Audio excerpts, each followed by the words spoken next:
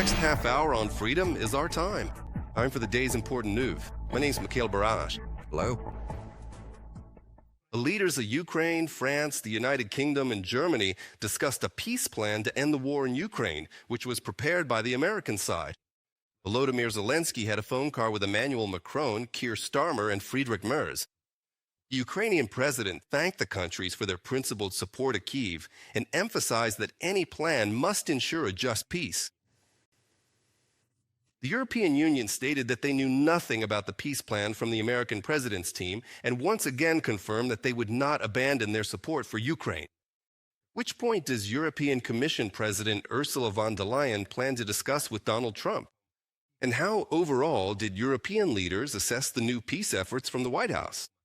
Our special correspondent for Freedom TV in Europe, Vitaly Sizov, will tell us more. He is joining us live. Vitaly, good afternoon. The floor is yours.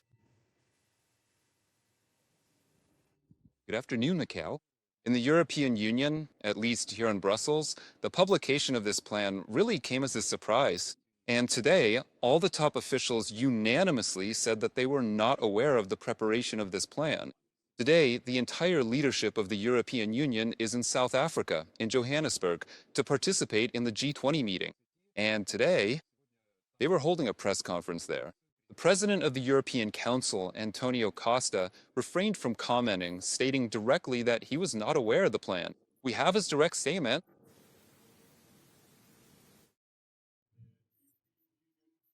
The European Union was not officially informed about any plans, so it makes no sense to comment on them at this stage.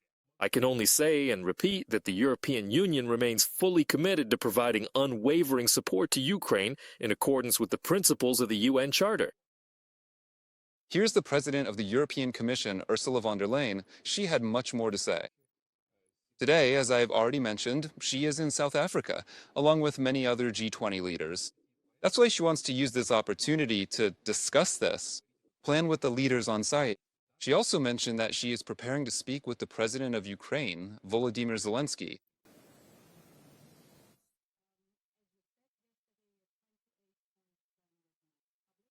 A 28-point plan was made public. We will discuss the situation both with European leaders and here in the corridors of the G20. I will also get in touch with President Zelenskyy to discuss this issue. The key principle we've always adhered to is that nothing about Ukraine should be decided without Ukraine. At a briefing here in Brussels, the main spokesperson for the European Commission, Paula Pinha, did not rule out that Ursula von der Leyen might get in touch with U.S. President Donald Trump. She did not confirm this directly, but urged journalists to stay tuned for updates. One of the points in the plan concerns the use of frozen assets. Russia, the European Union, this was stated here once again today, the European Union continues to work on its own vision for using this resource, because, as is known, the American plan envisions a slightly different use of these assets than what Brussels wants to do, namely to provide a loan to Ukraine for 135 billion euros over 2 years using these funds. Just yesterday, the High Representative of the European Union for Foreign Affairs and Security Policy, Kaja Kallas, met here in Brussels with the EU foreign ministers. At that time, the existence of the plan had not yet been officially confirmed, but all the participants of this meeting were actively commenting on its main points, which were already known to the media. And Kaja Kallas emphasized that any peace plan, of course, must first and foremost take into account the positions of Ukraine and Europe. Our position hasn't changed. For any peace plan to succeed, it must be supported by Ukraine and Europe. If Russia truly wanted peace, it would have accepted the proposal for an unconditional ceasefire back in March. The harsh reality is that yesterday, as a result of Russian attacks, 26 Ukrainian civilians were killed. Russia has repeatedly spoken hypocritically about peace talks, but previous negotiations failed because it never made any real commitments. The pressure should be on the aggressor, not the victim. After all, encouraging aggression will only provoke a new wave of it. That's why the European Union has a clear two-point plan. First, to weaken Russia. Second, to support Ukraine. Today, Kaja Kallas gave a briefing here that wasn't directly related to Ukraine. It was about the Indo-Pacific region, but I managed to ask her a question about the plan. Now, she already knows its main points, and Kaja Kallas stated that there are two key aspects of this plan for her. She believes that by publishing this plan, Russia should not achieve a postponement of the implementation of American sanctions against it. According to Kallas, they were supposed to come into force today. Kallas also emphasized that Russia should not in any way influence the timing, processing, or preparation of the decision to provide Ukraine with a reparations loan. These are the 2 points she specifically mentioned in the context of what was published, you could say, today already. Last night, the official peace settlement plan proposed by the United States of America was released. Let me repeat once again. This appears to be a draft, and they want to work with it both here in Brussels and in Kyiv. And we are waiting for further developments. We are monitoring comments from EU officials, from European politicians, and we will report on them, on how they react to this plan and what changes they would like to see in it. Mikhail? Thank you, colleague, for the information about the reaction of European leaders to the new peace plan from Donald Trump's team, reported by Vitaly Sizov, special correspondent for the Phenomen Europe TV channel. We will also discuss this topic with our guest a bit later, but for now, let's move on to other important news this Friday.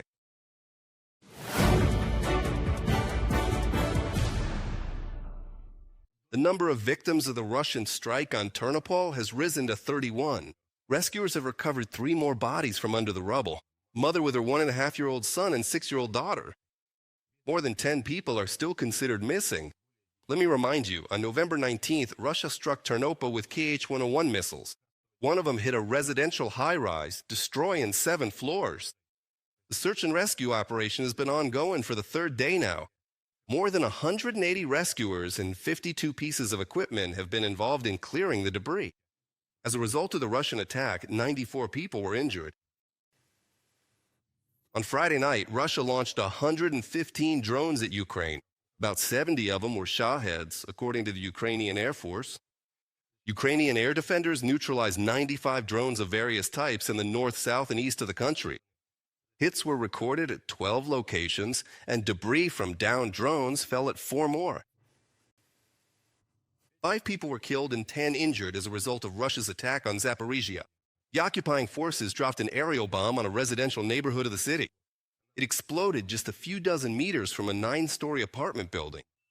Rescuers and other emergency services worked at the site of the strike for several hours. Fried's report covers the aftermath of the Russian shelling.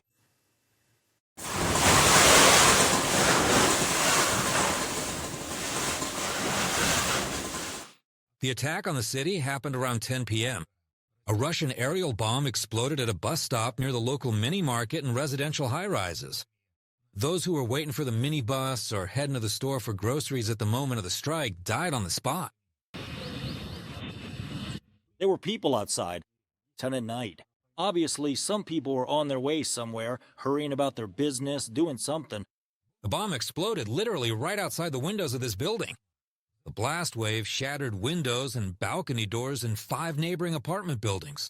The balcony frame and the entire glass block, the plastic block, were blown out. The glass and the door were completely ripped out there, leaving nothing behind. The explosion started a fire. Cars and market kiosks caught fire. Firefighters battled the blaze for several hours. Elena works at the neighboring dental office. She came to work to clean up the place.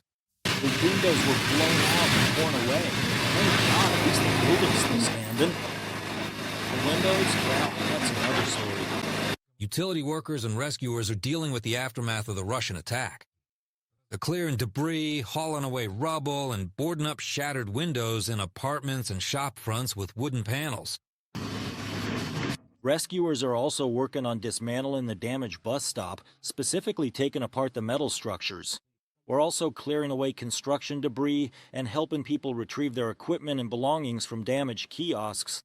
In the hospitals, there are 5 city residents who were injured by the explosion of the Russian aerial bomb. One of the wounded is in serious condition. Utility workers expect to finish the cleanup work by the end of the day. Ola Partikin and Boris Yakovenko reporting from Zaporizhzhia for Freedom TV channel. The Dnipropetrovsk region was also hit by Russian drone strikes. One person was killed and 2 were injured as a result of this attack in the Sinelnikova district. 3 private homes were destroyed and 2 more were damaged. The Kopal and 2 communities were once again affected by Russian shelling. The Russians attacked them with artillery and FPV drones. Private house, an outbuilding, and a gas pipeline were damaged there. One person was killed as a result of a Russian strike on the Chernihiv region. During the day, Russia attacked the region with drones. A fire broke out on the grounds of a private residence in the Chernihiv district. A residential house was damaged. A grocery store caught fire in the Novgorod-Siversky district. Rescuers freed a woman from under the rubble, but unfortunately they couldn't save her. The aftermath of the attack has already been dealt with. 7 people were injured as a result of a Russian army strike on Odessa. 3 of the injured are currently in the hospital. Russian forces attacked the city with strike drones. One of them destroyed 2 private houses. Another 30 buildings were damaged. An auto service station was also affected. More on the consequences of yet another Russian air attack on Odessa in the report by my colleagues. The strike from the Russian drone hit near Lydia's house. The woman says there was a very powerful explosion, and she still can't calm down after the attack. It's scary. Really scary. We barely managed to run out and hide. Into the hallway, and even then, everything is just so frightening. The cars were damaged, the windows too, and the roof is gone. Winter's coming, and I don't know how we'll manage. The windows won't close. They were torn off with the hinges, the double-glazed panes blown out. The buildings nearby were damaged even more. 2 two-story houses were completely destroyed. The residents were hospitalized. The woman and her child, they say, were badly burned. We didn't make it in time. We just managed to run out. We couldn't see anything here. It was so dark. The firefighters put out the fire and an ambulance was called. So that's how it is. It's scary. And now there's another alert. The Russian army attacked Odessa for several hours straight. The first group of drones struck the city closer to midnight. The second wave hit around 2 in the morning when many residents had already returned from the shelters and gone to bed. You know how I woke up? I just woke up by some kind of instinct and heard it whistling by. Then it hit. I'm telling you, it even blew the doors open. All emergency services were working at the site of the strike, and an operations center was set up. All necessary assistance was provided to those affected, including building materials. Utility services are ensuring access on the streets where debris from the attack drones was found. Last night, Russia once again attacked Odessa and the region with strike drones. Fires broke out as a result of the strikes. 2 private homes caught fire, as well as an auto repair shop with 3 cars inside, an administrative building, and 2 trucks. On the morning of November 21st, the Russian army continued its attack on the Odessa region. They launched strike drones again. According to the regional administration, debris fell and there were non-detonating impacts at several locations in Odessa and the region. Specifically, in a residential area, the facade and roof of a building were damaged, as well as the 11th floor of an unfinished apartment building and the grounds of a hotel. Ksenia Statinskaya, Zarab Tidaluri, reporting from Odessa for Freedom TV channel. And now, back to the main topic of the day. The new U.S. initiatives for peace in Ukraine and Europe's reactions. German Foreign Minister Johann Wadephul does not consider the concept for ending the war developed by the White House to be a ready-made plan, but rather a contribution to efforts aimed at speeding up negotiations between Ukraine and Russia.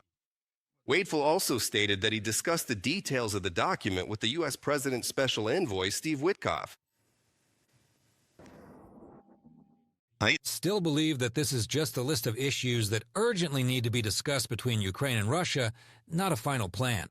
I once again welcome the fact that the United States of America is also trying to bring both sides to the negotiating table. Germany's position is Europe's position, and that means we support Ukraine. We want Ukraine to be able to discuss these issues from a position of strength. And it is Ukraine that must decide what compromises to make, just as Russia must make such decisions on its side. We are not arbitrators here, but defenders of Ukraine, because it is defending its own freedom and the freedom of Europe.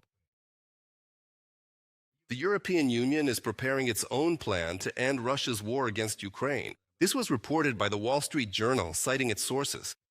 According to their information, the potential agreement will be more favorable for Kyiv. European leaders want to agree on it in the coming days and are urging Ukraine to support this document rather than the American one. Subscribe to The Gaze and stay updated on the most important events, top news from Ukraine and all over the world, in-depth analysis, exclusive reports and interviews, all on hand in our channel. Join our community of viewers and stay tuned.